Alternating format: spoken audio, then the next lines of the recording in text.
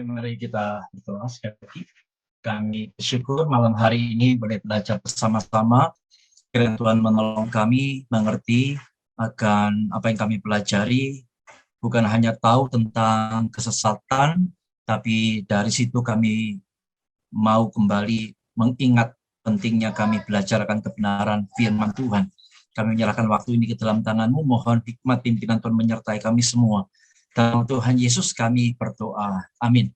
Kita mulai masuk ke seri bidat ya, atau ajaran sesat. Ada banyak bidat, ajaran sesat, dan malam hari ini kita akan mulai dengan saksi Yehova, atau saksi Yehova. Sedikit tentang bidat atau sesat. Saya sudah sering kali menyampaikan, tentu ada tolok ukurnya, ada standarnya. Untuk sebuah aliran atau kepercayaan disebut sesat atau bidat, begitu ya. Itu ya, yang jika salah satu dari antaranya itu salah atau mengajarkan secara salah, maka itu sudah cukup untuk menyebut aliran atau kepercayaan itu sebagai bidat atau sesat. Masih ingat enggak keempat pilar yang tidak boleh dilanggar sama sekali? Kalau dilanggar salah satunya saja, maka sudah termasuk sesat. Masih ingat empat itu apa saja? Masih ingat enggak? Empat pilar, empat doktrin dasar untuk sesuatu dikatakan tidak sesat, itu keempat-empatnya harus benar. Kayak sudah mulai lupa gitu ya. Kita lihat ya. Untuk sebuah aliran dikatakan bidat atau sesat, itu yang pertama, menolak Alkitab sebagai otoritas tertinggi. Kedua, menolak Allah Tritunggal. Ketiga, menolak keilahian Yesus.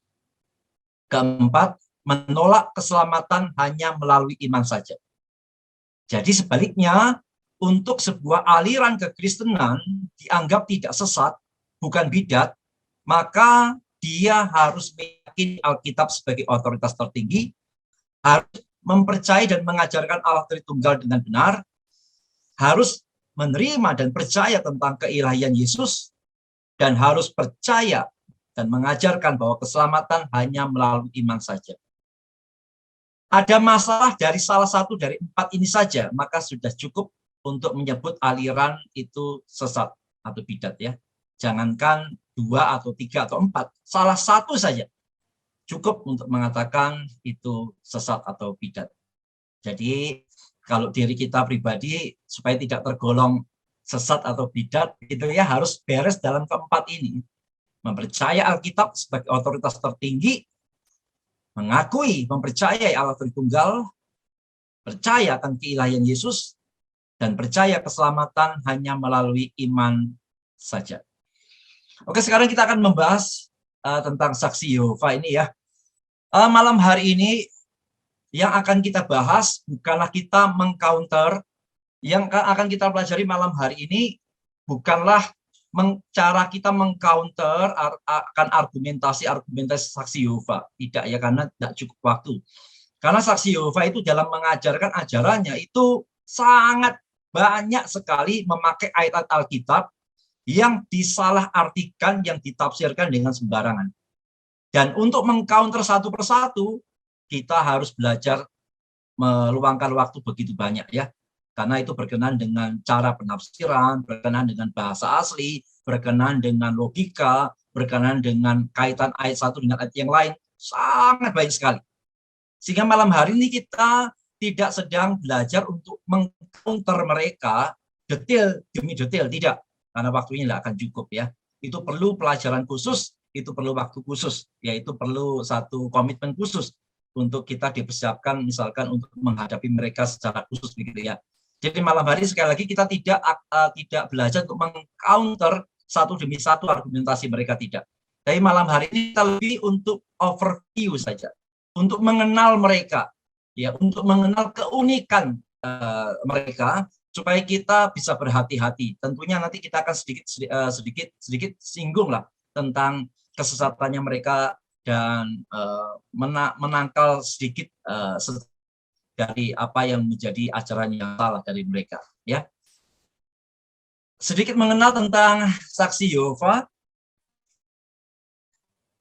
Kalau saudara ke toko buku ya, ada pengarang-pengarang ini, Charles Taylor. Ini adalah bahnya saksi Yehova, pendirinya. Saksi Yehova itu mulai itu di 1870, di abad 19, tahun 1870. Ya, diawali dengan ini Charles Hall.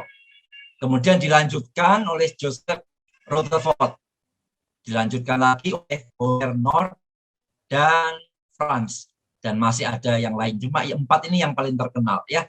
Jadi kalau beli buku, kelihatan pengarangnya, misalkan adalah salah satu dari pengarang, nggak usah beli ya. Ini adalah tokoh-tokoh dari saksi Yehova. Dan ini adalah ciri khas dari saksi Yehova ya, hal-hal yang berkaitan dengan mereka. Dalam bahasa Inggris itu ada 2 literatur terpenting mereka ya, ada 2 literatur terpenting mereka. Kalau dalam bahasa Inggrisnya adalah The Watchtower ya, dua literatur yang sangat penting bagi penginjilan mereka. Kalau dalam bahasa Indonesia Watchtower itu menara pengawal. Kalau awake ini sedar, harusnya kan sadarlah ya. Nggak tahu kenapa mereka kok sedarlah gitu. Ini mungkin seperti kalau GPD itu, gereja Pantai Costa. Ini mungkin sudah terlanjur ya, terlanjur viral, terlanjur sudah dipahami ya, diingat orang, lihat mereka tidak tahu sudah nanti atau tidak. Harus kan sadar secara. Nah ini dalam bahasa Indonesia ini 2 literatur yang paling yang mereka gunakan. Selain itu punya banyak traktat, banyak buku. Cuma cirinya adalah selalu kalau traktat atau bukunya itu ada identitas cover. Ya, jadi kalau saudara di rumah itu ada orang kasih buku, kasih traktat, ada tulisannya Watchtower, itu jelas dari saksi Yehova. Lalu Alkitabnya bagaimana? Mereka punya Alkitab sendiri. Namanya adalah Alkitab Terjemahan Dunia Baru, New World Translation. Ya, jadi kalau ke toko buku, ke Gramedia atau kemana, jangan salah beli Alkitab ya. Memang ada namanya kitab suci juga ada ya Alkitab. Tapi kalau ada tulisannya Terjemahan Dunia Baru, kalau dalam Alkitabnya bahasa Inggrisnya New World Translation, jangan dibeli. Itu adalah Alkitab terbitannya Saksi Yehova. Apa bedanya? Bedanya adalah mereka mengganti banyak ayat supaya selaras dengan ajaran mereka. Jadi sebenarnya Indonesia mereka sebenarnya tetap pakai LAI, cuma yang dari LAI itu mereka ganti banyak ayat yang mendukung ajaran mereka. Sebenarnya tidak benar-benar menerjemahkan dari benar-benar dari manuskrip yang terada, tidak. Hanya numpang terjemahan yang ada, tapi kemudian mereka mengganti banyak ayat yang untuk mendukung ajaran mereka. Itu kitab sucinya mereka ya. Itu bedanya ya. Itu ada keterangannya Terjemahan Dunia Baru. Mereka juga punya web jw.org. Nah, ini adalah webnya mereka, Jehovah Witnesses. Ya, ini jangan salah ya kalau mau belajar di web, jangan salah ambil bahan-bahan dari sini. Itu bahan-bahannya saksi Yehova ya. Apalagi kalau ada gambar-gambar yang ya model-modelnya seperti ini gitu ya. Ya ini memang tetap kalau ketika ada tulisannya jw.org maka harus sadar bahwa itu miliknya saksi Yehova. Jadi jangan belajar Alkitab dari webnya mereka. Karena mereka cukup update ya, mereka berikan artikel-artikel yang sangat banyak, juga menjawab pertanyaan-pertanyaan yang sangat banyak ya. Jadi jangan salah kunjungin web kalau mau belajar Alkitab ya. Nah, mereka punya gedung untuk ibadah itu namanya bukan gereja. Mereka tidak pakai istilah gereja. Karena bagi mereka gereja itu bukan gedung, gereja itu orang. Ya memang benar. Tapi mereka terlalu ekstrim sehingga tidak mau memakai nama gereja. Jadi yang mereka pakai adalah namanya Balai Kerajaan Saksi-saksi Yehova. Kalau kita tahu di dekat gereja kita di Pasar Segar itu ada ya saksi-saksi Yehova. Jadi mereka tidak pakai nama gereja dan mereka tidak ada lambang salibnya. Kenapa mereka tidak pakai lambang salib? Ada bisa jawab? Kenapa mereka tidak pakai lambang salib? Karena menurut mereka Yesus itu tidak disalibkan seperti yang kita percayai. Yesus itu bagi mereka disalibkan hanya di sebatang kayu, tegak lurus saja. Jadi tidak ada kedua tangan yang direntangkan, tidak ya, tapi tangannya dipaku di atas begitu. Itu kepercayaan mereka ya. Meskipun itu pernah berubah sih, dulunya mereka percaya Yesus juga ada disalib dengan cuma bentuknya seperti tanda plus begitu ya. Cuma setelah itu mereka merubah pernyataan mereka mengajarkan Yesus digantung atau disalibkan pada sebuah tiang. Karena itu mereka tidak ada tanda salibnya, karena mereka tidak percaya Yesus disalibkan sebagaimana yang kita percayai. Dan itu benar-benar satu kekonyolan. Karena mempercayai Yesus disalibkan pada sebuah tiang, itu bukan hanya tidak sesuai, juga tidak sesuai dengan arkeologi.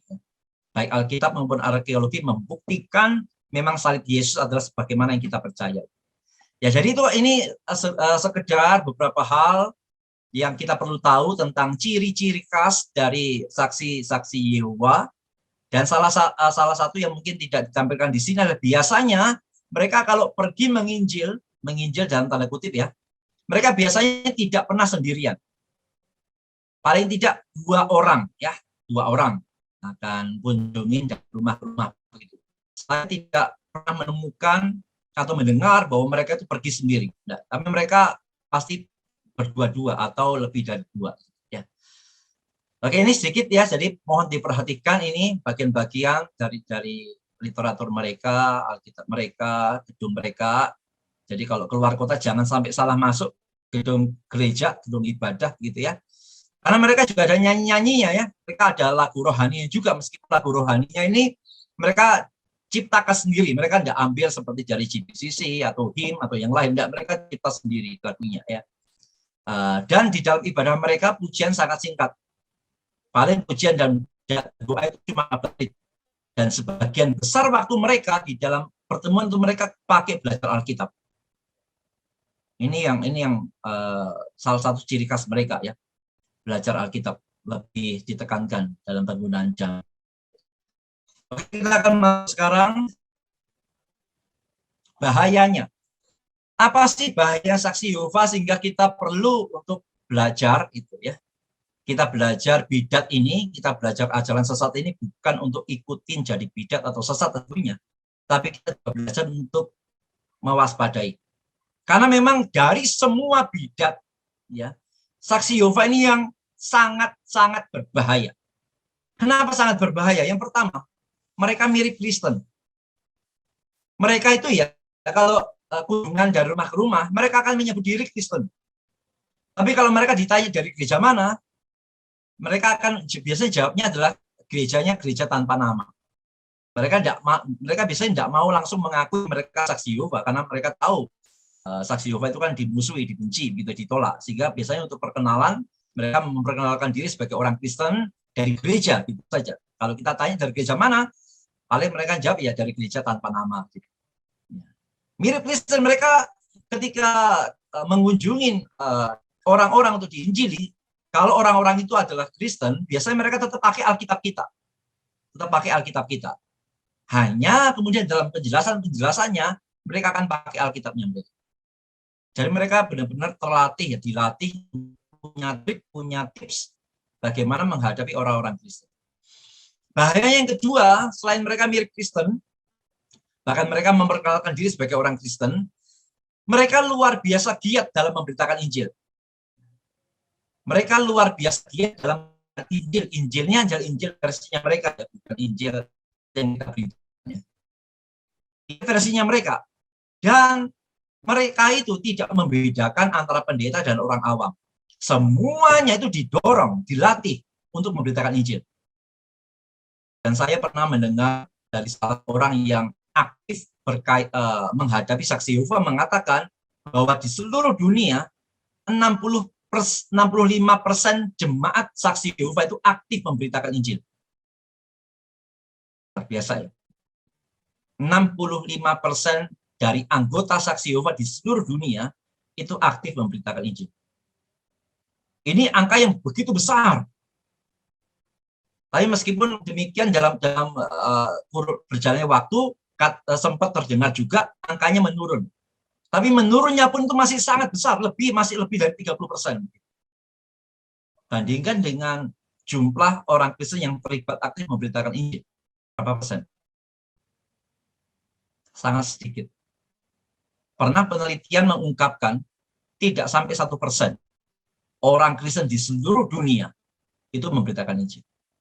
Dilihat dari persentasenya, sangat-sangat hebat mereka. 65% aktif memberitakan Injil. Dan berapa jam mereka habiskan memberitakan Injil? Untuk jemaat biasa atau mereka sebut sebagai publisher, minimal 10 jam per bulan. Jadi untuk pendatang-pendatang yang baru, ya, yang jemaat biasa, itu mereka diberikan beban setiap bulan harus menginjili selama 10 jam. Artinya 10 jam itu harus dipersembahkan tiap bulan untuk memberitakan saksi Yehova itu. Dan dalam saksi Yehova ini bukan hanya ada jemaat atau publisher, mereka juga ada yang namanya pionir. Bahkan juga ada yang namanya spesial pionir. Itu orang-orang yang dituntut untuk memberitakan Injil 50-140 jam per bulan. Jadi inilah yang menyebabkan saksi Yehova itu begitu bahaya. Ya. Karena mereka memang sangat ditekankan untuk pergi keluar menyampaikan Injil versinya saksi Yehova. Tidak peduli, tidak hanya pada pendeta, tapi semua jemaat didorong, dilatih, diperlengkapi. Dan mereka terkenal militan. Artinya militan itu mereka itu sudah tidak tahu namanya malu, tidak tahu namanya ditolak. Mereka tetap datang. Dan mereka terkenal juga tidak pantang menyerah. Saya lupa tahun berapa, sudah lama sekali itu. Saya pernah dikunjungi 2 orang saksi Yehova juga. Ya. Setelah diladenin, mereka tidak mampu, mereka tidak nyerah. Minggu depan bawa lagi seniornya mereka. Memang, terkenal militan ya orang-orangnya mereka. Apa bahayanya saksi Yehova? Mereka itu lebih sederhana dan kelihatan lebih mudah diterima akal.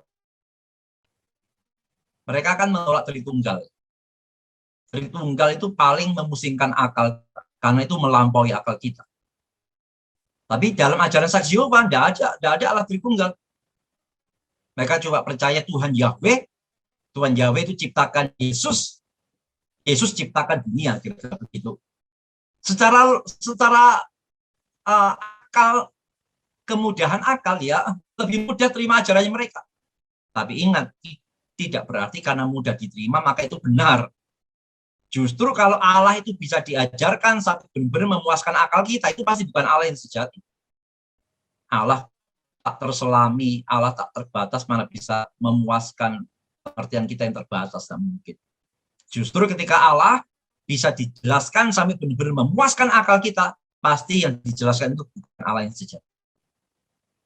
Justru kalau kita belajar tunggal, kita rasanya kok tidak ngerti-ngerti gitu ya. Rasanya kok tidak masuk akal, sebenarnya bukan tidak masuk akal, tapi itu melampaui akal kita. Ya itu justru masuk akal. Karena Allah tidak terbatas, kita yang terbatas tidak mungkin ngerti yang tidak terbatas. Ya. Ajaran mereka lebih sederhana dan lebih mudah diterima akal, karena itu bagi jemaat awam biasanya ini menjadi satu godaan yang sangat besar sekali. Ya. Bahayanya saksi Yehova yang berikutnya adalah mereka melakukan pengajaran atau dalam istilah saya itu cuci otak firman yang kuat. Jadi seperti yang saya katakan ya, saya mendengar dari seorang yang intens menghadapi Yehova, bahkan sampai menghadapi penatua-penatuannya. Mereka menceritakan dalam ibadah mereka, pujian dan doa hanya 15 menit. Sedangkan firman Tuhan itu 2 sesi. Nah, total firman Tuhan dalam setiap minggu itu bisa 2 jam. Mereka belajar, dan belajar. Dan maka disitulah terjadi yang namanya indoktrinasi atau cuci otak. Mereka benar-benar diindoktrinasi dengan doktrinnya saksi Yehova. Begitu banyak ayat dengan pengertiannya mereka sendiri. Mereka terlatih. Mereka diajar bicara di muka umum. Mereka diajar bicara dengan orang lain. Benar-benar mereka diperlengkapi dengan persiapan. Ini bahaya ya. Karena mereka ajarkan sesuatu yang sesat begitu. Dan bukan hanya hari Minggu ya.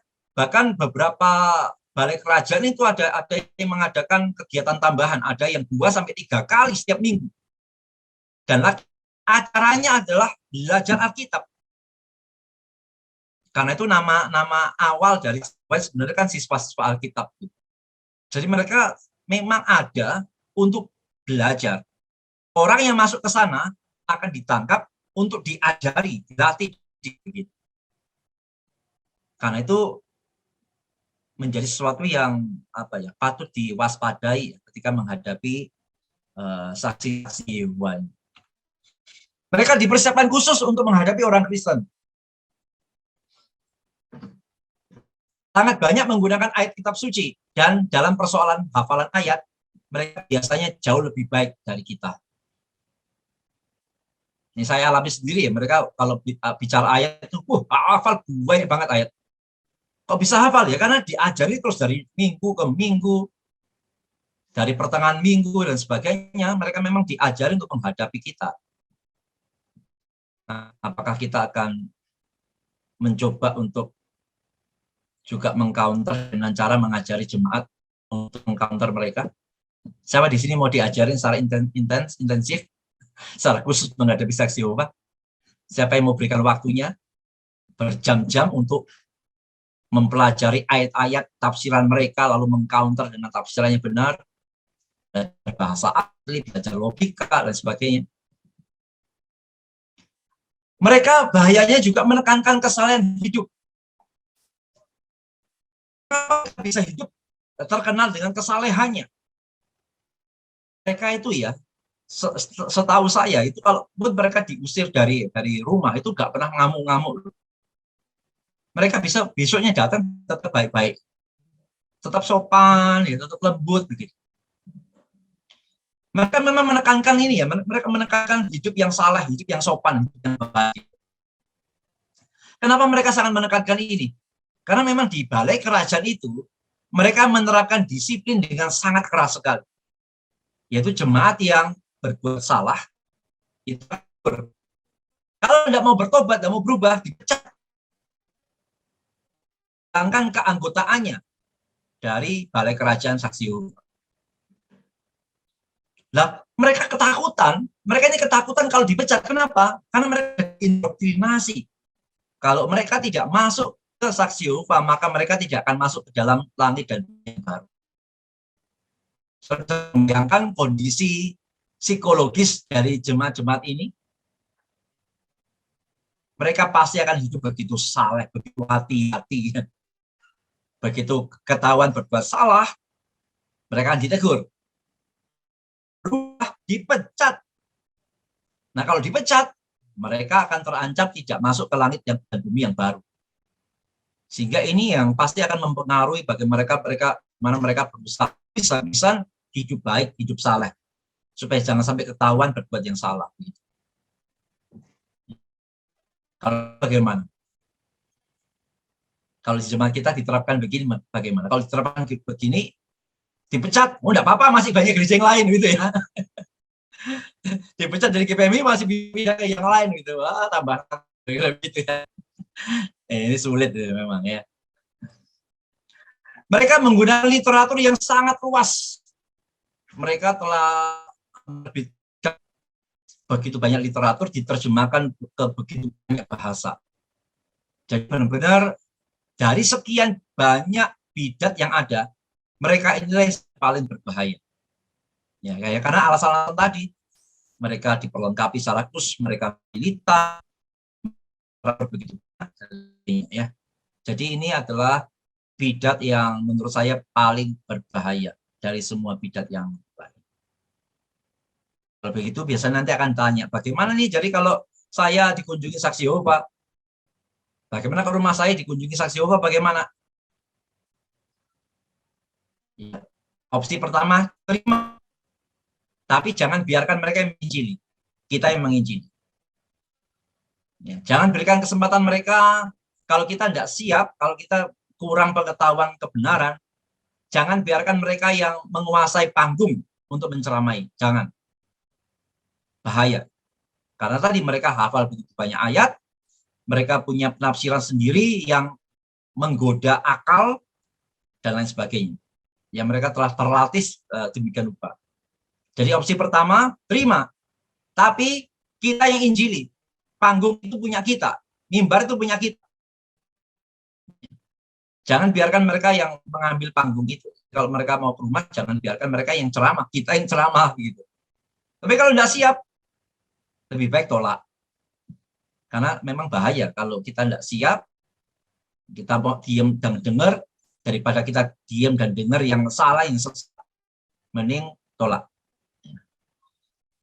Atau opsi ketiga, panggil siapa? Panggil contoh-contoh gitu ya.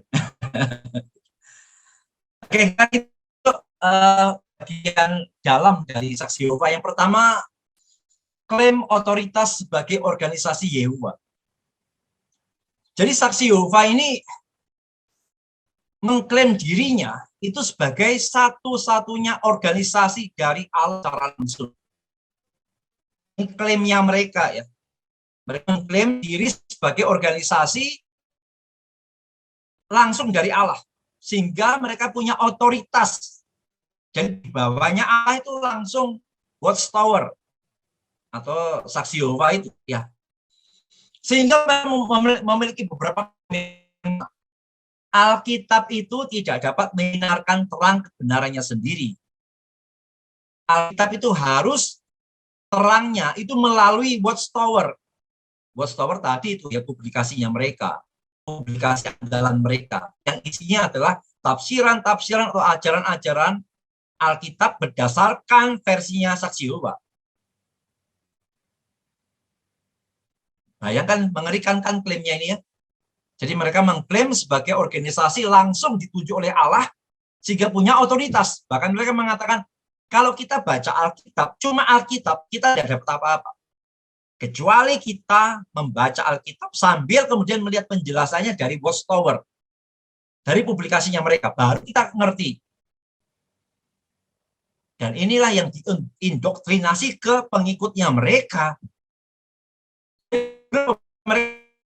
Bukan oleh Alkitab, tapi dikuasai oleh penafsiran watchtower tentang Alkitab. Berikutnya ya. Jemaat tidak boleh menafsirkan Alkitab sendiri. Hanya watchtower yang diarahkan oleh Roh Kudus.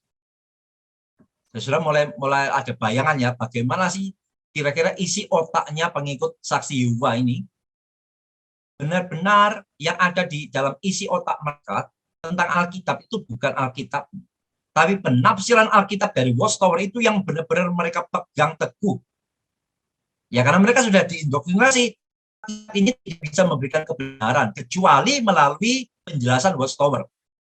Bayangkan kalau itu dicekokin dari minggu ke minggu ya. Lama-lama itu benar-benar mereka aminkan. Tanpa watchtower, mereka tidak akan menjelaskan Alkitab sendiri. Jemaat tidak boleh mempertanyakan apa yang diajarkan oleh watchtower. Lebih ngeri lagi. Jadi mereka diindoktrinasi untuk menerima apapun penafsiran watchtower tentang ayat Alkitab dan mereka harus menerimanya. Tidak boleh mempertanyakannya. Benar dikultuskan.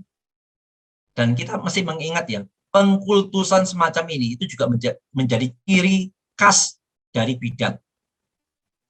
Bidat itu di sampingnya ada pengkultusan tertentu. Nah ini watchtower ini dikultuskan. Dianggap sebagai penafsir Alkitab langsung daripada Tuhan dan tidak boleh mengkritik. Jemaat mereka tidak boleh mengkritik tafsiran dari watchtower. Tidak boleh mempertanyakan kenapa artinya seperti ini. Tidak boleh mempertanyakan akan penjelasan dari watchtower. Mereka diminta untuk hanya menerima dan mengaminkan lalu menyampaikan ke orang lain. Ini kalau bukan cuci apa? Kalau di gereja kita, penceramah, pemateri masih bisa ditanya, kenapa artinya begitu? Kenapa artinya tidak begini? Kalau di mereka, mereka hanya duduk, dia menerima. Mereka dilarang untuk mengkritik atau menyalahkan tafsiran dari Watchtower. Mereka diberikan hak bertanya, tapi bertanya untuk memperjelas, bukan bertanya untuk mengkritik. Penolakan terhadap Watchtower menandakan penolakan terhadap pemerintahan ilahi. Ngeri kan? Bagaimana cara cuci otaknya, ya, indoktrinasi mereka. Pokoknya kamu harus terima tafsiran Watchtower, kamu harus terima penjelasan Watchtower. Kalau kamu tidak terima, kamu menolak. Ini langsung begitu untuk memberikan terang Alkitab, mengerikan cuci otak yang terjadi di Balai Kerajaan Saksi Yehova. Jemaat bahkan dilarang membaca tulisan Watchtower. Maksudnya. Jadi kalau ada buku-buku tafsiran yang lain, itu mereka dilarang baca. Kalau mungkin ketahuan bisa kena disiplin kali ya. Ya karena tadi mereka benar-benar diindoktrinasi bahwa hanya ajaran dari Watchtower tentang Alkitab saja yang harus didengar, bukan yang lain. Sekarang kita akan masuk beberapa ajaran khas mereka ya tentang Yesus. Siapakah Yesus menurut Watchtower atau Saksi Yehova? Bagi mereka, bagi Saksi Yehova, Yesus ini adalah suatu Allah. Seperti Allah, tetapi bukan Allah. Jadi Yesus ini adalah Allah yang diciptakan oleh Allah. Allah kecil kira-kira begitu. Bukan Allah yang maha kuasa. Memang Yesus punya kuasa, tapi dia bukan maha kuasa. Itu yang mereka percaya ya. Jadi Yesus itu cuma suatu Allah. Seperti Allah. Bukan benar-benar Allah, karena dia dicipta oleh Allah. Mereka juga pakai Alkitab ya. Jadi saudara sekalian saya perlu kasih tahu ya. Jadi semua ajaran mereka itu memang banyak pakai ayat Alkitab. Tapi ayat Alkitab yang dimengerti secara sesat, secara salah oleh mereka. Kita tidak usah kaget lah ya. Setan itu mencoba Yesus juga pakai ayat Alkitab. Di Taman Eden, setan menggoda Adam dan Hawa juga pakai ayat Alkitab yang diputar balik. Jadi jangan kaget, jangan bertanya, loh, mereka bidat, mereka sesat, tapi kok pakai ayat Alkitab? Yaitu, mereka pakai ayat Alkitab yang diartikan, ditafsirkan secara sesat, salah-salah. Contohnya ini, Yohanes 1 ayat 1. Pada mulanya adalah firman. Firman itu bersama-sama dengan Allah, dan firman itu adalah suatu Allah. Ini adalah Alkitabnya versi mereka, yaitu terjemahan baru, TDB, terjemahan dunia baru. Suatu ini tidak ada. Kalau di dalam Alkitab kita jelas dikatakan firman itu adalah Allah, bukan suatu Allah. Memang di sini nanti kita akan kalau ingin berargumentasi dengan mereka, kita harus mainnya adalah dengan melihat bahasa aslinya. Di sini debatnya debat bahasa asli. Karena malam ini saya tidak akan mengulas ayat demi ayat karena kebanyakan akan menyinggung bahasa asli. Lalu mereka juga percaya bahwa bukan hanya Yesus adalah ciptaan Allah, dicipta oleh Allah, ya. Tapi mereka juga percaya bahwa Yesus itu hanya sebatas penghulu malaikat Mikael. Jadi di dalam Alkitab itu ada penghulu malaikat namanya Mikael, dan mereka mengajarkan Mikael inilah sama dengan Yesus. Jadi benar-benar Yesus disejajarkan dengan atau disamakan dengan Mikael. Artinya bagi mereka Yesus tidak lebih dari malaikat. Hanya punya pangkat yang paling tinggi, yaitu penghulu malaikat. Tapi esensinya sama. Hanya menempatkan Yesus sebagai malaikat yang dicipta oleh Allah. Yang memang punya kuasa, tapi dia tidak maha kuasa. Itulah Yesus yang mereka ajarkan. Lalu ayat-ayat yang mereka pakai. Misalkan ya, saya hanya kutip beberapa ayat saja. Kita akan lihat bagaimana salah salah pengertian mereka. Salahnya sangat fatal. Yohanes 14 ayat 28. Kamu telah mendengar bahwa aku telah berkata kepadamu, aku pergi, tetapi aku datang kembali kepadamu. Sekiranya kamu mengerti aku, kamu tentu akan bersuka-cita karena aku pergi kepada Bapakku. Sebab Bapa lebih besar daripada aku. Lalu mereka menyimpulkan, berarti Yesus memang lebih rendah dari Bapa. Yesus itu bukan Allah, karena Bapa itu adalah Allah. Sedangkan Allah Bapa itu lebih besar dari Yesus, maka berarti Yesus bukan Allah. Kira-kira begitu. Yesus cuma suatu Allah, penghulu malaikat. Ini adalah cara mereka menyimpulkan. Dan ini satu kesimpulan yang sangat-sangat salah. Kita bandingkan Yohanes 15. Apa yang telah kukatakan kepadamu. Seorang hamba tidaklah lebih tinggi daripada tuannya. Seorang hamba tidak tinggi daripada tuannya.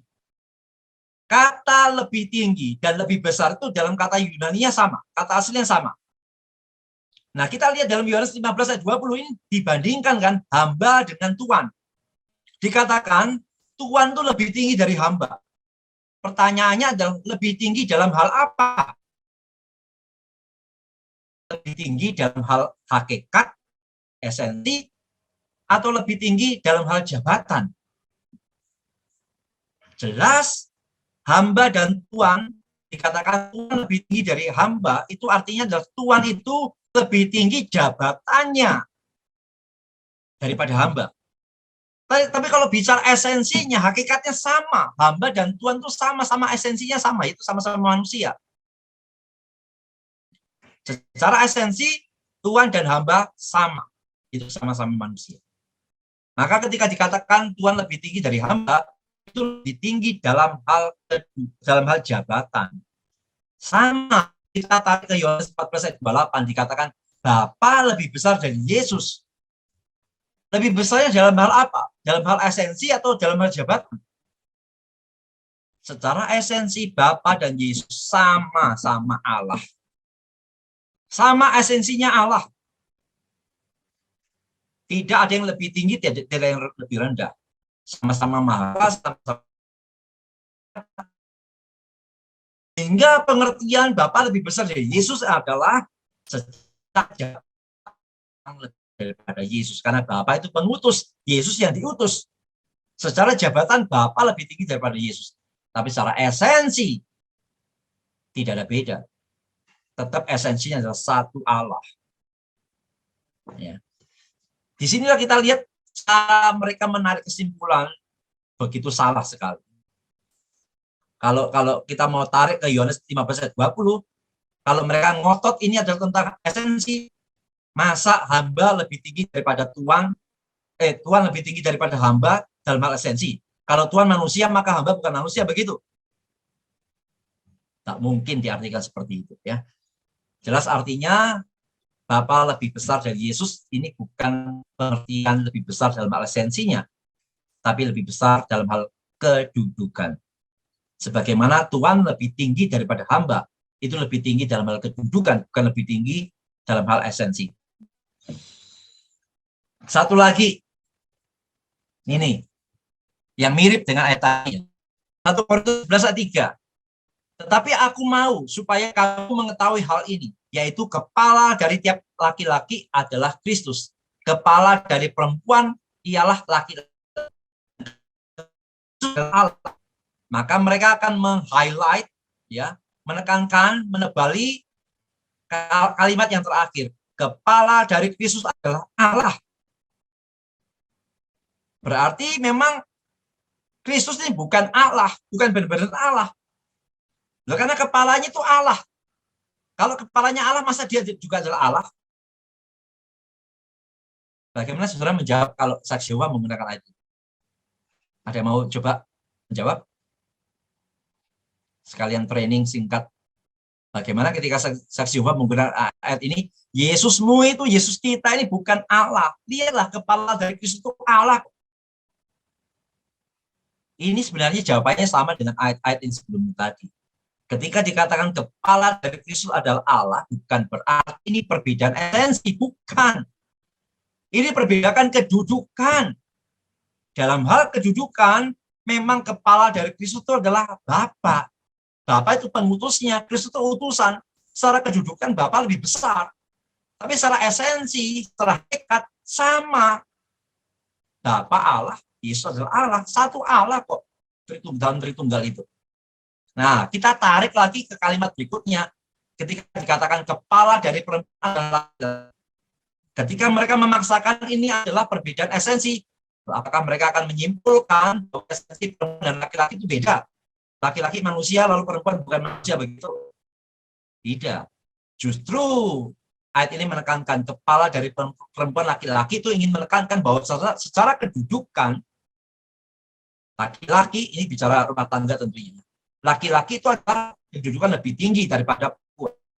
Tapi esensinya sama-sama manusia kok. Hakikatnya sama-sama manusia. Hanya dalam hal kedudukan beda. Sama ketika dikatakan kepala dari Kristus adalah Allah, bukan berarti Kristus bukan Allah. Kan ini hanya membedakan kedudukan saja. Bukan membedakan esensi atau hakikat. Nah, saudara mulai ngerti bagaimana menghadapi mereka ini kalau saudara tidak terlatih, tidak belajar lebih dulu, bisa menjawab seperti itu.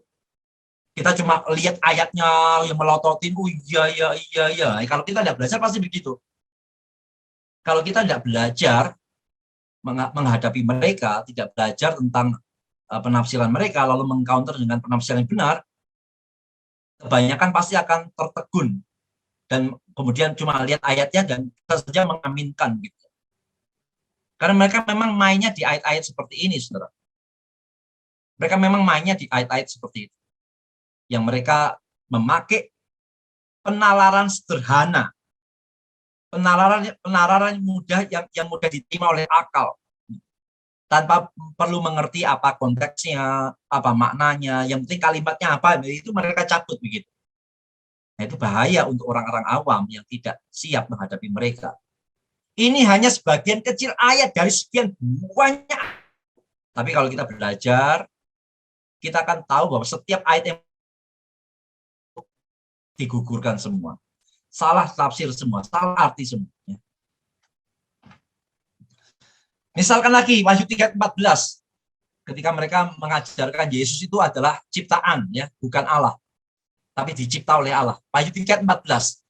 Dan tuliskanlah kepada malaikat jemaat di Laodikia. Inilah firman dari Amin, saksi yang setia dan benar, permulaan dari ciptaan Allah. Nah, mereka langsung mengatakan kepada kita, loh, lihat ayat ini mengatakan Yesus itu adalah ciptaan, permulaan dari ciptaan. Berarti dia ciptaan loh.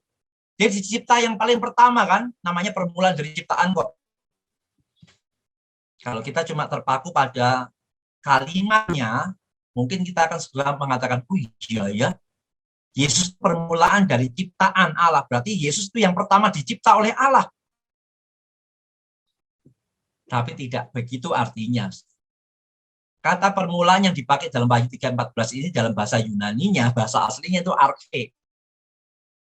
Yang bisa berarti origin atau source, sumber. Jadi tidak bisa diartikan Yesus itu dicipta. Justru dari kata aslinya, kita memperoleh arti bahwa Yesuslah awal mula semua. Yesuslah yang memulai penyebab semuanya bisa ada. Ini pentingnya kita mendalami Alkitab, melihat kata aslinya. Ya ini pentingnya untuk menanggapi semacam ini dari saksi Yehova. Kalau kita cuma terpaku pada terjemahan LAI, ya kita akan mudah sekali dibelokkan kalau kita tidak belajar baik-baik. Lihatlah inilah caranya mereka.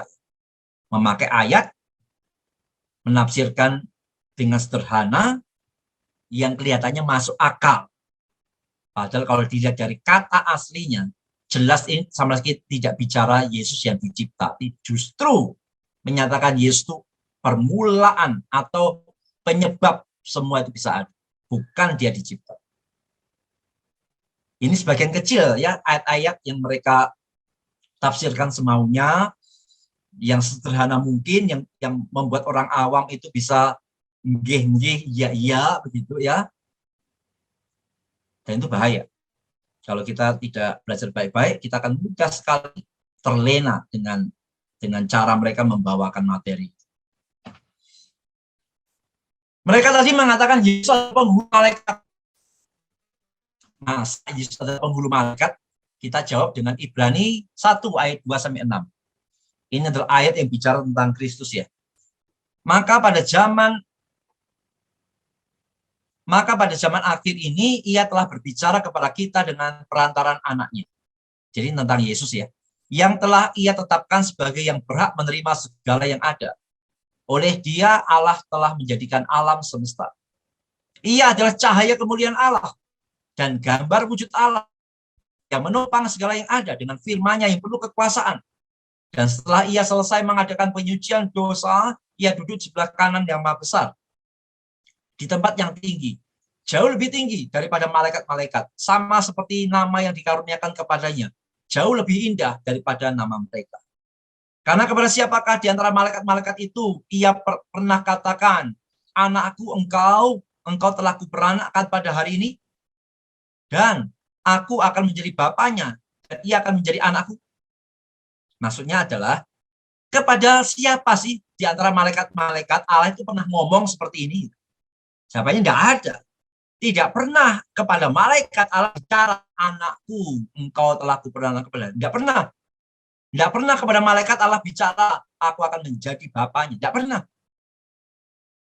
Dan ketika ia membawa pula anaknya yang sulung ke dunia, ia berkata, semua malaikat harus menyembah dia.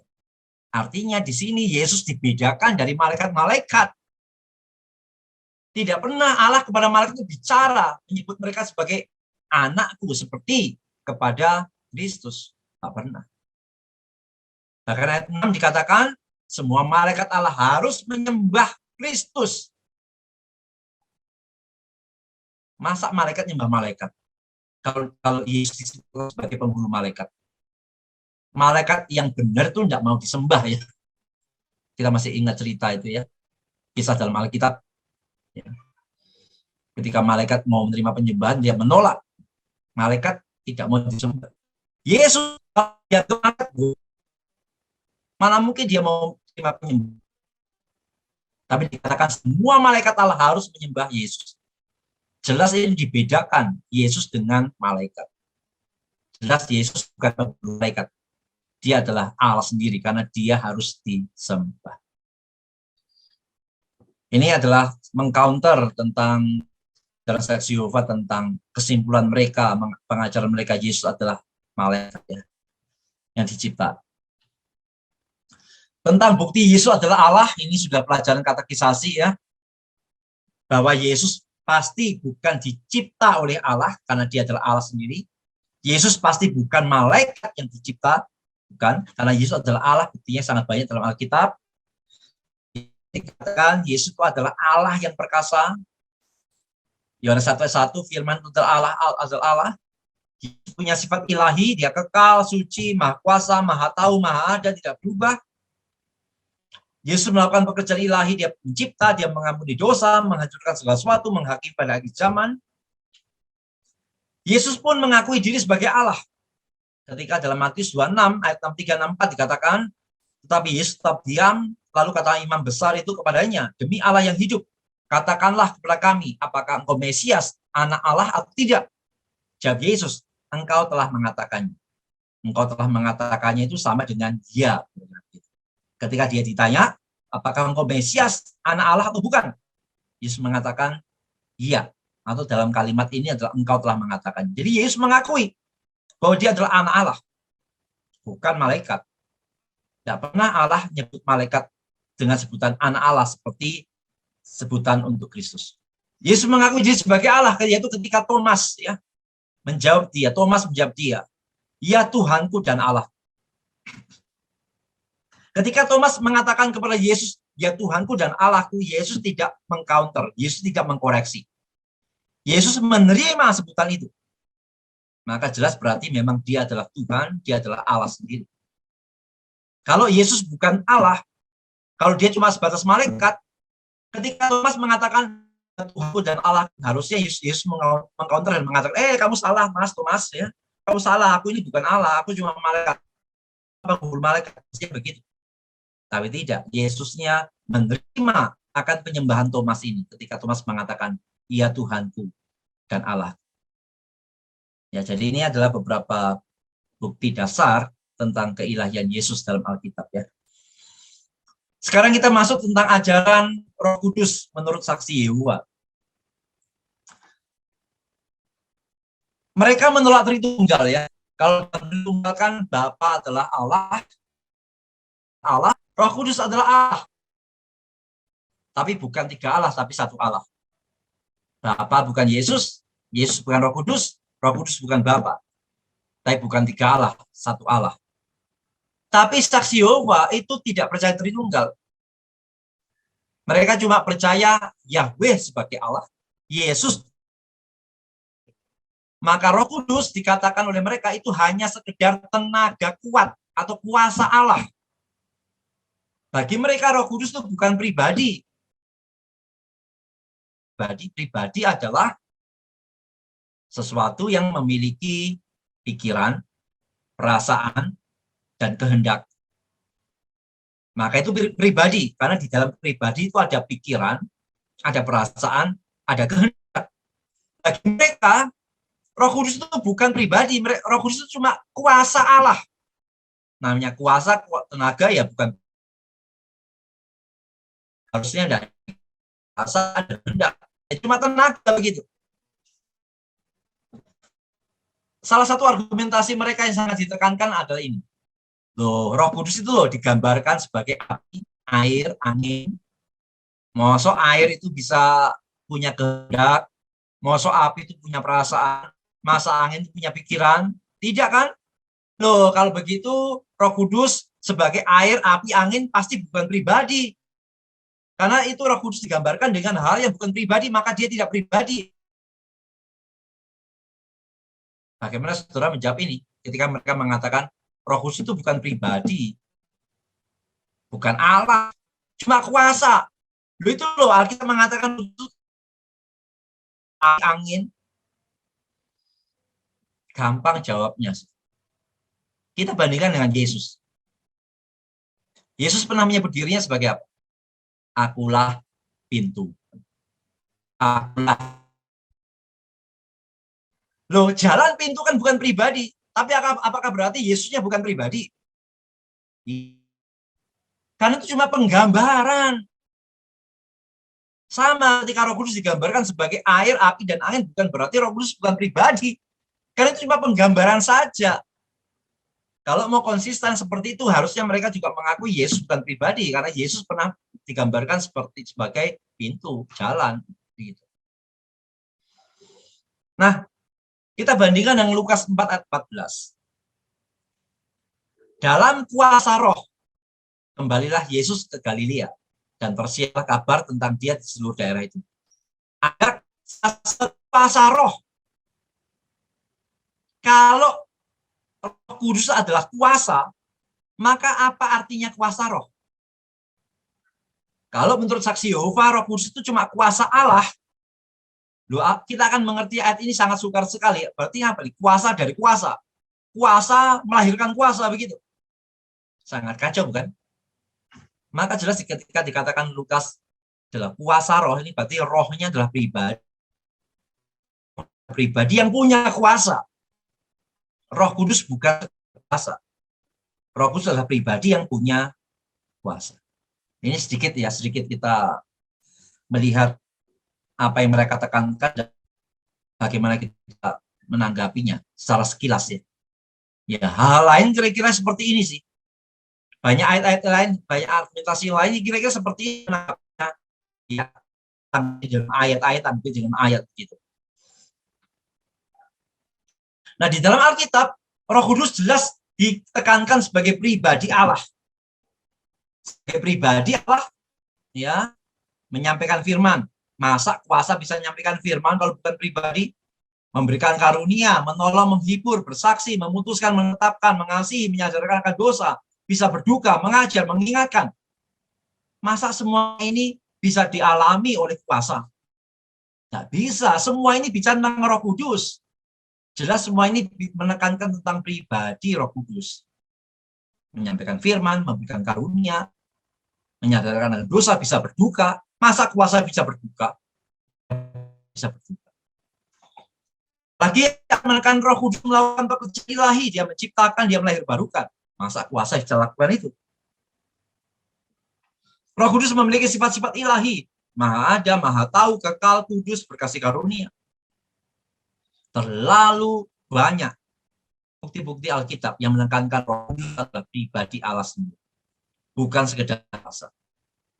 Jadi disinilah juga sesatnya mereka ketika mereka mengajarkan Roh Kudus hanya sekedar kuasa Allah, bukan pribadi Allah. Ya. Ajaran-ajaran lain tentang dari saksi Yehova ya, mereka menolak adanya neraka. Jadi menurut saksi Yehova neraka itu tidak ada. Mereka percaya surga, tapi mereka tidak percaya neraka. Mengapa mereka tidak percaya neraka? Karena menurut mereka neraka itu tidak cocok dengan Allah yang kasih. Lagi-lagi sekilas masuk akal ya. Gampang, sederhana diterima oleh akal. Oh, Allah itu kasih. Iya sih, kalau kasih masa sih dia tega nyiksa orang di neraka? Kalau dia kasih masa sih dia mau buat tempat yang namanya neraka? Kalau dia kasih masa sih dia tega lihat manusia itu menderita dalam neraka? Itulah yang mereka tekankan. Ya bagi orang awam yang tidak banyak belajar kan mudah mengatakan iya ya, iya Allah kasih tidak mungkin ada neraka. Tapi menjawabnya sangat mudah bukan? Allah bukan hanya kasih. Dalam Alkitab dikatakan kan Allah itu murka, Allah itu kudus, Allah itu adil. Inilah mereka sembunyikan, inilah yang mereka tidak ungkap tentang Allah yang murka, Allah yang adil, Allah yang kudus itu. Jadi dasar mereka menolak adanya neraka itu terlalu dangkal. Tapi lagi-lagi banyak orang yang mudah disesatkan seperti itu. Ya karena hanya dengan hal yang seperti ini ya. Oh Allah kasih karena itu tidak ada neraka. Mereka melarang perayaan Natal. Dan argumentasinya argumentasi klasik yang sudah terbantahkan semua. Kenapa mereka melarang perayaan Natal? Mereka mengatakan 25 Desember itu bukan fakta sejarah kelahiran Yesus. Natal itu berasal dari kekafiran. Dan lain sebagainya. Tapi bukankah kita gampang banget jawabnya kan? Memang Natal belum tentu 25 Desember kok. Toh faktanya orang merayakan Natal pas 25 Desember semua kan. Bahkan ada yang Januari dan Februari kan. Di Desember pun tanggalnya macam-macam toh. Bisa dari mulai 1 Desember sampai 31 Desember kan. Siapa yang mengharuskan 25 Desember? Tidak ada. Kan bukan yang penting bukan kapan harinya Yesus lahir, tapi faktanya kelahiran Yesus itu. Tujuan Natal berasal dari kekafiran sudah terbantahkan ya. Itu tidak ada bukti yang valid untuk menyimpulkan Natal dari kekafiran. Tidak ada. Mereka juga melarang perayaan ulang tahun. Tidak boleh. Orang Kristen tidak boleh rayain ulang tahun. Lagi-lagi argumentasinya itu konyol sekali. Mereka mengatakan tidak boleh rayakan ulang tahun. Kenapa? Karena di dalam Alkitab yang merayakan ulang tahun itu adalah orang-orang kafir yang tidak kenal Tuhan. Di dalam Alkitab siapa yang merayakan ulang tahun? Fir'aun, Herodes. Dan mereka mengatakan setiap perayaan ulang tahun Fir'aun dan Herodes itu ada hal yang tidak baik. Contohnya ketika ulang tahun Fir'aun itu ada yang dihukum mati. Pada perayaan ulang tahun Herodes, Yohanes Pembaptis dipenggal. Lalu mereka mengatakan, loh ini loh contoh tidak baik dari perayaan ulang tahun, karena itu orang Kristen tidak boleh merayakan ulang tahun. Yesusnya saja mau dirayakan tidak boleh kok, apalagi kita ulang tahunnya. Tapi lagi-lagi ini kan argumentasi yang konyol kan. Apakah karena ada 2 orang yang nggak benar rayakan ulang tahun, maka berarti semua orang tidak boleh rayakan ulang tahun begitu? Masakan ada 2 orang yang tidak kenal Tuhan melakukan A, maka berarti semua orang tidak boleh lakukan A. Loh mereka, Fir'aun dan Herodes kan juga makan kan? Apakah berarti semua nggak boleh makan karena 2 orang ini makan? Terlalu aneh ya. Terlalu ada-ada saja kira-kira begitu ya. Oh Alkitab tidak melarang kok. Alkitab tidak melarang perayaan ulang tahun. Kenapa harus dilarang? Mereka melarang transfusi darah. Mereka memang menekankan tidak boleh menerima transfusi darah, tapi kalau mereka mengatakan tidak boleh menerima kan bukan berarti juga tidak boleh memberi kan. Dilarang transfusi darah kenapa? Karena bagi mereka itu darah itu kudus.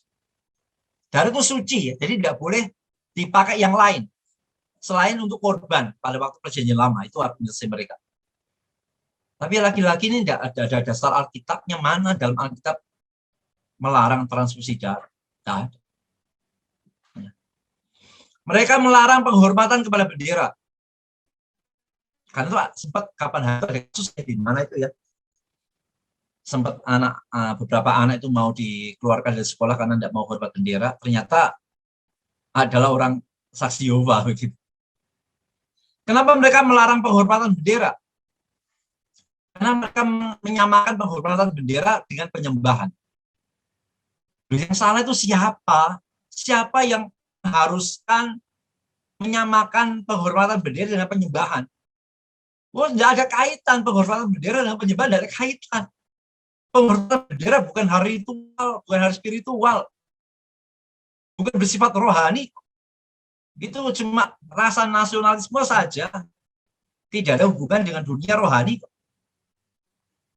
Jadi mereka yang mengartikan sendiri, mereka yang melarang-larang sendiri. Ya bagi kita menghormati bendera bukan penyembahan. Kecuali ada orang-orang yang sengaja hatinya mau menyembah bendera, itu hal yang salah ya. Tapi kalau penghormatan bendera secara umum, ya itu bukan sesuatu yang salah. Ini beberapa ajaran aneh-aneh ya dari saksi-saksi Yehova, dan sudah melihat sedikit ciri khasnya mereka. Ya, saya mau mengakhiri materi ini dengan menekankan tadi ya, orang saksi Yehova itu tidak pengen masuk surga, karena mereka percaya surganya sekarang sudah full. Tempat tinggal surga itu sudah full, yaitu untuk 144.000 orang.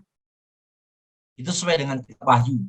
Jadi mereka menafsirkan kitab Wahyu itu benar secara urufiah gitu ya. Ada 144.000 orang di surga, kira-kira begitulah.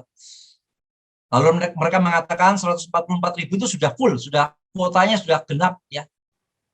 Jadi mereka itu tidak pengen masuk surga. Lalu mereka pengen masuk mana? Mereka itu percaya bahwa bumi sekarang ini itu tidak akan dihancurkan. Tapi bumi sekarang ini nanti akan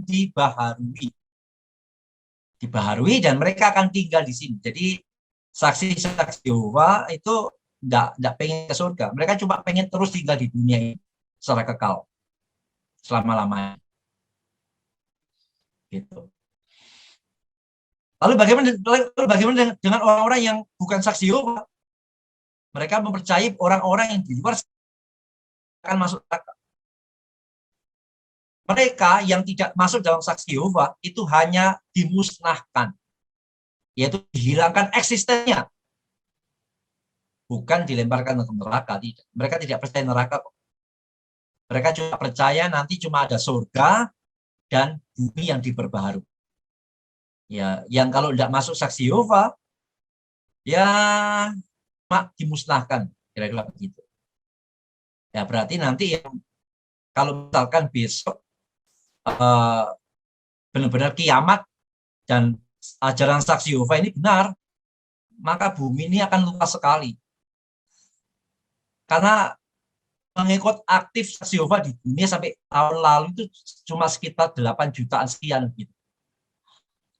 Jadi yang ada di bumi ini ya 8 jutaan sekian begitu ya kira-kira ya. Kosong buminya gitu. Sepi ya sebenarnya. Dari miliaran tinggal jutaan. Tapi laki-lakinya ajaran yang salah. Alkitab mengajarkan jelas neraka itu ada. Orang yang tidak percaya bukanlah dimusnahkan, tapi benar-benar dihukum.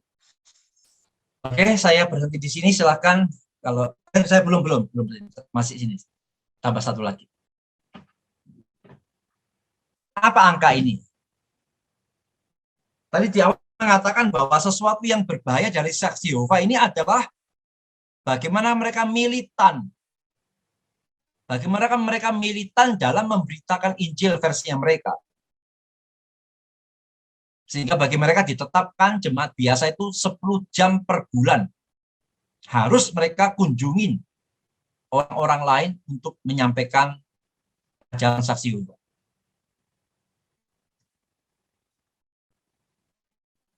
Bagaimana dengan kita? Bukankah kita punya kebenaran yang sejati, punya kabar terbaik? Kita lihat ya, ketika kabar terbaik yang tidak diberitakan, maka ajaran sesat yang diberitakan. Jadi dengan belajar saksi Yehova ini kita juga perlu memperhatikan bagian ini ya, tentang pemberitaan. Ketika yang benar tidak diberitakan, maka yang sesat, yang salah itu yang akan diberitakan. Kalau saksi Yehova saja punya militansi yang seperti ini, bagaimana dengan kita ya? Saya sih tidak tergoda untuk mengatakan kita harus belajar dari saksi Yehova, tidak. Saya dengan berat hati saya tidak akan mengatakan itu. Saya tidak, maksudnya saya dengan berat hati akan nolak kalau kita harus belajar dari saksi Yehova. Ya kita tidak perlu belajar dari saksi Yehova untuk semangat Injilannya, ngapain? Kita harus tetap belajar dari Alkitab tentang semangat menginjil. Tidak perlu dari yang sesat kita belajar semangat penginjilan kan? Ya kita hanya bandingkan. Ketika yang sesat diberitakan demikian militan, bukankah ada yang salah ketika yang benar tidak diberitakan? Ini satu ilustrasi ya. Di kolom ini adalah bicara seorang pengkhotbah yang tiap hari khotbah dan setiap khotbah itu membuat 1.000 orang bertobat. Dan 1.000 orang yang bertobat ini tidak beritakan Injil ya. Pokoknya tiap hari pengkhotbah ini kerja terus. Khotbah tiap hari dan setiap hari 1.000 orang pasti percaya. Cuma 1.000 orang ini kemudian tidak diperlengkapi, tidak diutus beritakan Injil. Tahun pertama dapat 365.000 orang. Karena sehari 1.000 kan. Berarti setahun 365 hari, 365.000 orang. 2 tahun, 730.000 orang. 3 tahun, 1.095.000 orang. Dalam 32 tahun, kalau terus konsisten satu hari khotbah, ada 1.000 orang bertobat, maka dalam 32 tahun ada 11.680.000. Dalam 33 tahun ada 12 juta sekian. Bandingkan dengan ketika penginjilan ini bermultiplikasi. Dalam 1 tahun, ya, 1 orang memberitakan Injil kepada 1 orang. Tapi yang 1 orang ini beritakan lagi. Maka ada 2 orang yang beritakan kan. 2 orang beritakan, dapat 2 orang lagi. Jadi 4 orang kan. 4 orang beritakan lagi, jadi 8. 8 beritakan lagi dan seterusnya. Maka apa yang terjadi? Dalam tahun pertama ada 2. Kecil ya dibandingkan dengan 365.000. Tahun kedua 4. Jauh dibandingkan dengan 730.000. Ketiga 8. Sang kecil dibandingkan dengan 1 jutaan orang. Tapi begitu tahun ke-32, 2 pangkat 32 ada 4,3 miliar orang percaya dan beritakan itu. Tahun ke-33 ada 8,6 miliar. Tidak tahu penduduk dunia ini berapa. Artinya, saudara, ketika kita mau berjuang ya, 1 orang beritakan Injil kepada 1 orang dan nantinya yang 1 orang ini memberitakan lagi. Itu sungguh dahsyat sebenarnya. Yang mungkin dalam 1, 2, 3, 4, 5 tahun tidak terasa, tapi dalam jangka panjang itu biasa ledakannya. Jadi mari ketika kita melihat akan militansi saksi Yehova ini, kita berpikir ya tadi, bukan kita berpikir belajar dari semangatnya mereka, tidak perlu kita belajar dari semangat dari orang yang sesat seperti itu. Kita justru melihatnya adalah bagaimana ini kalau yang benar tidak diberitakan. Yang sesat, yang racun inilah yang akan banyak dikonsumsi. Ya kiranya itu menolong kita. Ya. Di Zoom ini ada berapa? Ada 65 orang. Bayangkan kalau 65 ini mau beritakan kepada satu orang. Satu orang nanti itu akan memberitakan lagi. Bukan luar biasa. Baik, silakan kalau ada yang mau tanya, kita akan coba untuk melihat. Apakah ada yang pernah dikunjungi oleh saksi Yehova?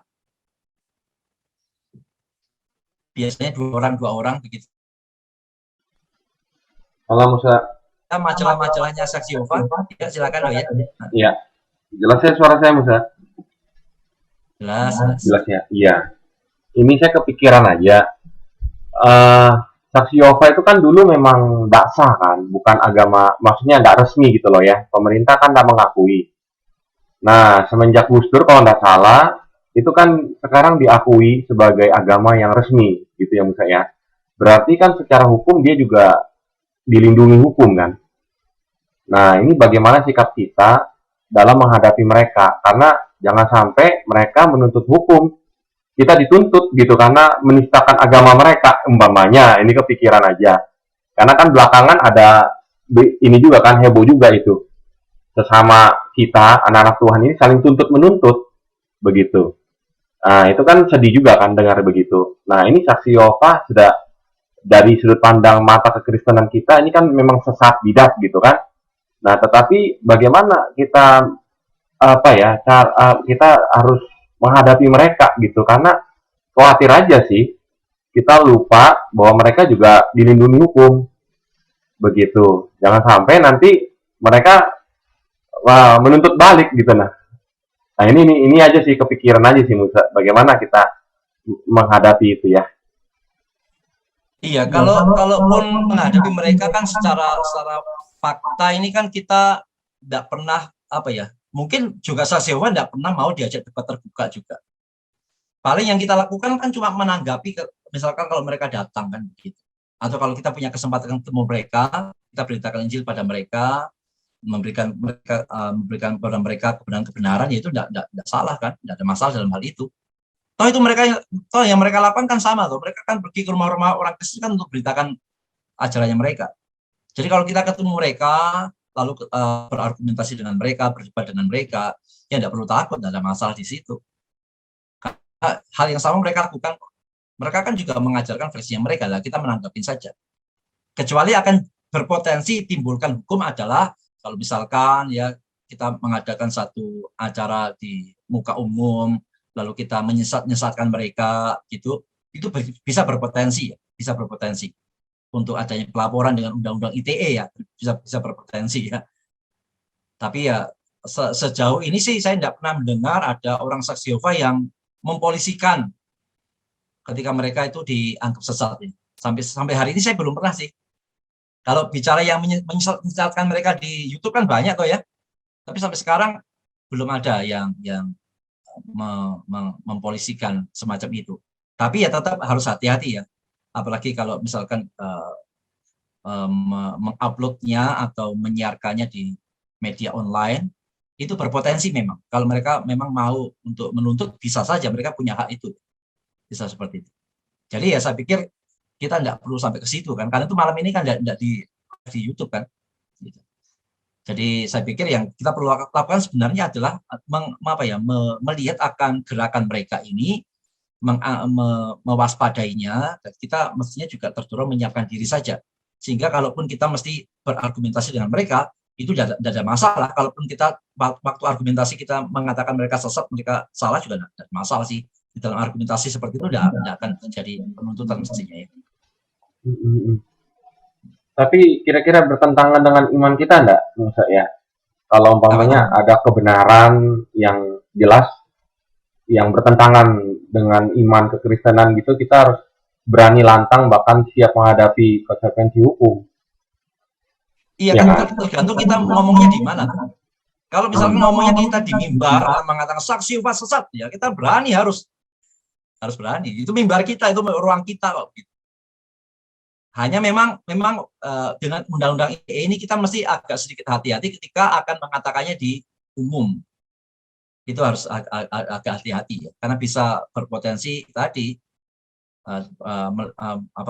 menyebabkan pengaduan-pengaduan itu. Justru karena melihat hal ini, makanya Pak Budi Soleh kapan hari itu kan sangat konsen untuk membela siapa itu yang mau dipolisikan sama Andi Simon itu kan. Siapa itu? Patrice Smith. Ya waktu itu kan Patrice Smith kan mau dipolisikan sama Andi Simon kan. Nah, makanya Pak Budi melihat ini sebagai satu presiden yang buruk begitu loh. Kalau ini benar-benar Patrice Smith dipenjara karena menyatakan Andi Simon ini sesat segala macam, loh ini bisa buruk terhadap kekristenan berikutnya. Nanti ada orang mengatakan itu sesat bisa masuk penjara semua gitu. Nah, waktu itu Pak Budi kan benar-benar konsen bagaimana bisa membela Patrice Smith. Meskipun pada akhirnya ya akhirnya tidak jadi ke pengadilan. Tapi memang bahaya ya, tetap ada bahaya memang. Ada bahaya ketika ini masuk ke media sosial karena ada undang-undang ITE itu yang dengan pasal yang karet itu. Memang bahaya. Tapi untuk di mimbar ya tidak ada masalah ya. Di mimbar ada masalah. Hanya memang dengan dunia online ini menyatakan sesat segala macam ini berpotensi memang ya. Ketika itu akan menghadapi laporan-laporan berpotensi. Lalu maksudnya tadi kan ada 4 pilar tadi itu ya. Iya. Nah, yang bisa dikatakan sesat kalau melanggar satu dari 4 pilar itu sudah bisa dikatakan sesat begitu ya. Berarti kita bisa katakan di luar dari kekristenan sesat semua berarti menurut saya. Sesat di sini kan jelas konteksnya bicara di dalam kekristenannya. Kalau di dalam kekristenan kita sudah usah ngomong. Ini konteksnya adalah sesatnya di dalam Kristen ya. Jadi dalam Kristen kan banyaknya sesat-sesat. Nah, tolak ukurnya yang 4 ini tadi. Kalau yang luar Kristen ya kita nggak usah ngomong, itu sudah beda banget. Ya, oke, Musa, terima kasih. Tadi Musa, tadi ada Musa ngomong tentang pernah didatangin dengan saksi Yehova ya. Iya. Ya, saya ada pengalaman itu Musa. Iya. Tapi sebelumnya itu Kirno dulu yang dikunjungin. Nah, Kirno dikunjungin, kemudian Kirno ada sharing ke saya, ada saksi Yehova kunjungi dia gitu kan. Nggak lama datang ibu itu. Ya. Nah, saya masih simpan nomor teleponnya, gitu. Cuma dia nggak ada WA sih. Nah, jadi memang pertama kali itu dia datang bawa majalah-majalah seperti itu. Ya. Jadi ya membangun persahabatan lah seperti itu. Jadi diajak ini ada Kino. Oh ya. Ya, jadi dia ajak ngomong seperti itu. Baru lama-lama dia mulai masuk. Tapi saya lupa sih ayat mana. Kalau nggak salah ada pengkhotbah yang mati ke bawah apa gitu ya. Nah, jadi dia ya membuka pembicaraan melalui firman itu. Ya saya dengerin aja begitu. Nah, lalu saya sudah lupa sih waktu itu berargumen dengan apa. Cuma saya ladeni. Cuma dia bawa kitab sendiri. Nah, saya tahu itu. Ya puji Tuhan lah, di perpus kita kan ada buku tentang menghadapi saksi-saksi Yehova ya. Yang dulu Pak Bejoli pernah datang bawa buku. Nah, itu saya beli dan ternyata di perpus kita ada. Nah, saya baca sudah. Jadi bersyukur waktu mereka datang itu sudah ada ancang-ancang, sudah ada persenjataan gitu ya. Jadi saya buka Alkitab sendiri. Dia punya Alkitab sendiri. Saya buka Alkitab saya sendiri. Jadi dia buka ayatnya.